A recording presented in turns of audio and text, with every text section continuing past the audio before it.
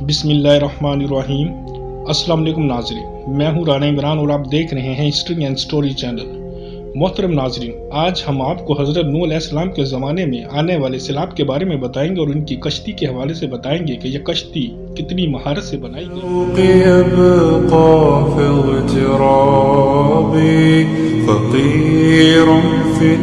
इसके बनवाने वाले अल्लाह ताला थे और जो चीज़ अल्लाह ताला बनाते हैं या बनवाते हैं, इस जैसी चीज़ क़यामत तक कोई नहीं बना सकता और ना ही बनेगी। बड़े बड़े तहकीकदानों और साइंसदानों ने इस कश्ती के बारे में अपने अपने तज्ज़िये पेश किए हैं और इस सैलाब की तबाहकारियों के बारे में ऐसे ऐसे हक़ाइक़ बयान किए हैं कि जिनको सुनकर अक्ल दंग रह जाती है, जो हम वीडियो में आगे चलकर आप नाज़रीन को बताएंगे।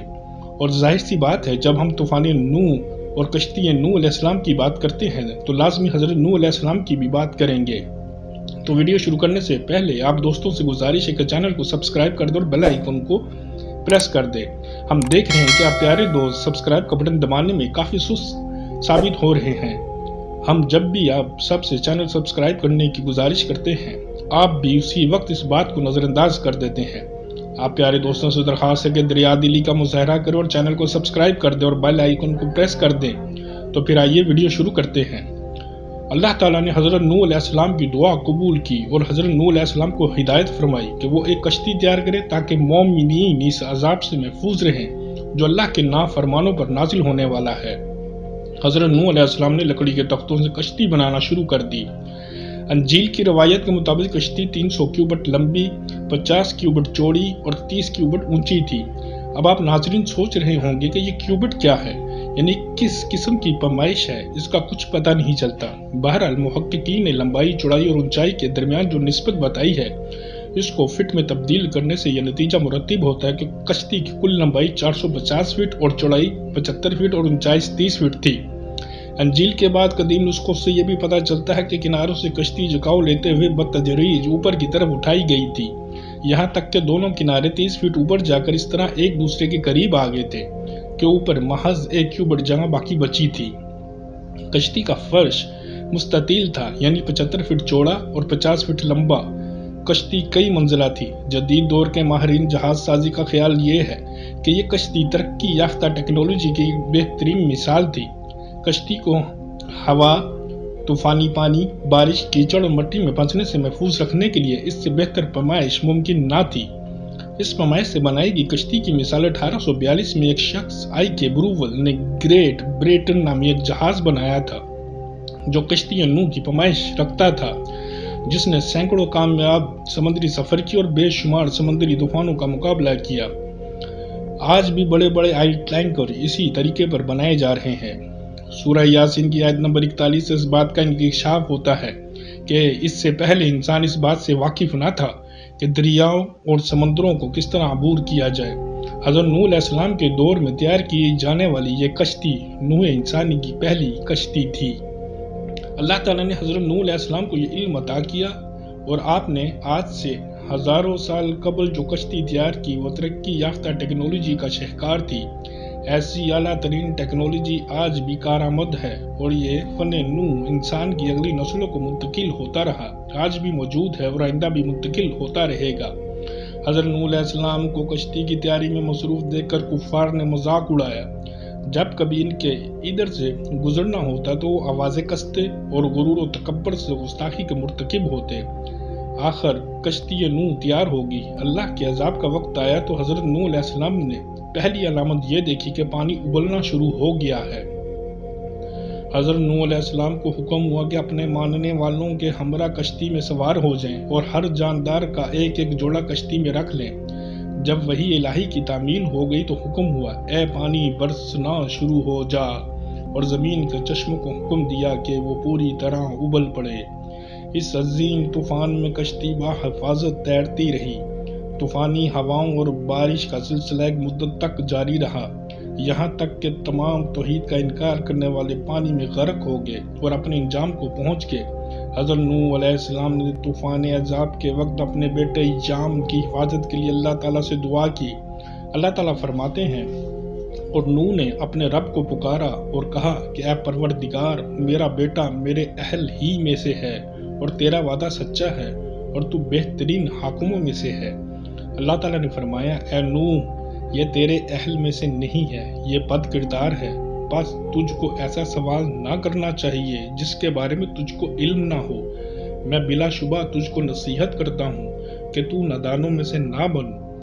حضرت نوح علیہ السلام نے عرض کیا اے رب بلا تردد میں تیری پناہ چاہتا ہوں کہ تجھ سے سوال کروں اس بارے میں جس کے متعلق مجھے علم نہ ہو، اور اگر تو نے معاف نہ کیا اور رحم نہ کیا تو میں نقصان اٹھانے والوں میں سے ہوں گا۔ حکم الہی ہوا اے نوح ہماری جانب سے تو اور تیرے ہمراہی ہماری سلامتی اور برکتوں کے ساتھ زمین پر اترو۔ سورہ ہود کی 45 اور 47 آیت یہ حقیقت سامنے لاتی ہے کہ فلاح اور بلائی کے حصول اور عذاب الہی سے نجات کا تعلق نسل و خاندان سے نہیں ہے، اور نہ ہی دولت و منصب سے اس کا کوئی واسطہ ہے، بلکہ اس کا تعلق ایمان اور یقین سے ہے۔ پانی بڑھتا چلا گیا، وہ ہر شے غرق ہو گئی۔ 40 دن تک پانی برستا رہا، زمین سے پانی ابلتا رہا اور کشتی کم و بیش 6.5 ماہ تک پانی پر تیرتی رہی۔ اس کے بعد حکم الہی سے عذاب ختم ہوا تو کشتی نوح جودی پہاڑ پر جا کر ٹھہر گئی۔ تورات میں جودی کو ارارات کے پہاڑوں میں بتایا گیا ہے۔ ارارات اس علاقے کا نام ہے جو فرات اور دجلہ کے درمیان دیار بکر سے بغداد تک مسلسل چلا گیا ہے۔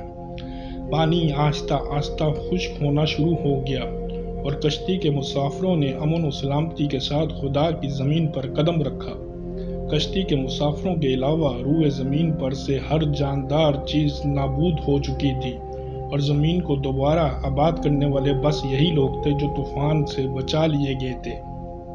یونان، مصر، ہندوستان اور چین کے قدیم لٹریچر کے علاوہ برما، ملایا، جزائر شرق الہند، آسٹریلیا، نیو گنی، امریکہ اور یورپ کے مختلف حصوں میں ایسی روایات تسلسل کے ساتھ بیان کی گئی ہیں اور اب بھی بیان کی جاتی ہیں، جن میں سیلاب کے بعد ہر 60 سال کا ایک سال مان کر ان سالوں سے اپنے تمام عوامی اور ذاتی واقعات کی مدت شمار کی جاتی ہے۔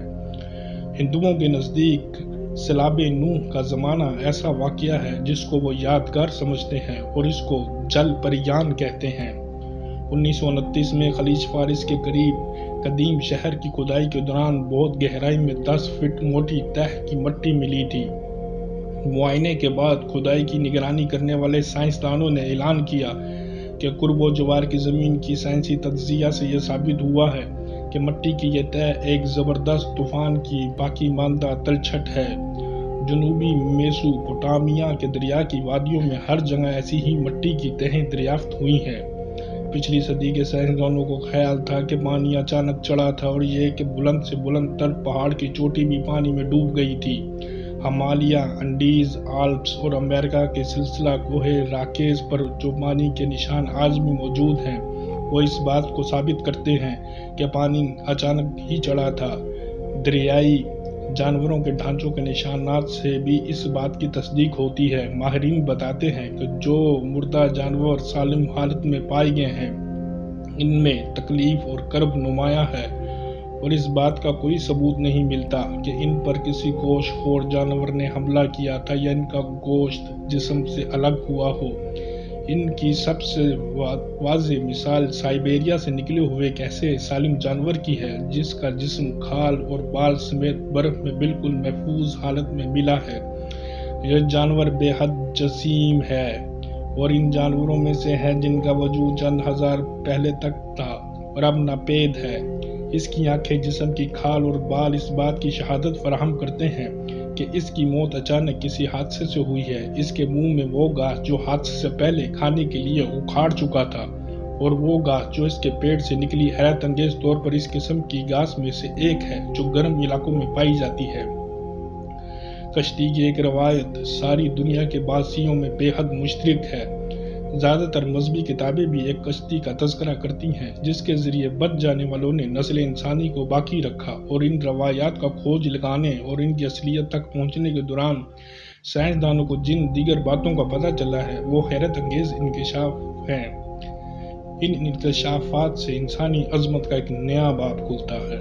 नाज़रीन, इसके साथ ही हमारी आज की वीडियो का वक्त ख़त्म होता है। इंशाअल्लाह आप प्यारे दोस्तों से दोबारा मुलाकात होगी किसी नई और दिलचस्प वीडियो में। तब तक के लिए हिस्ट्री एंड स्टोरी की पूरी टीम को इजाज़त दीजिए। अल्लाह निगहबान।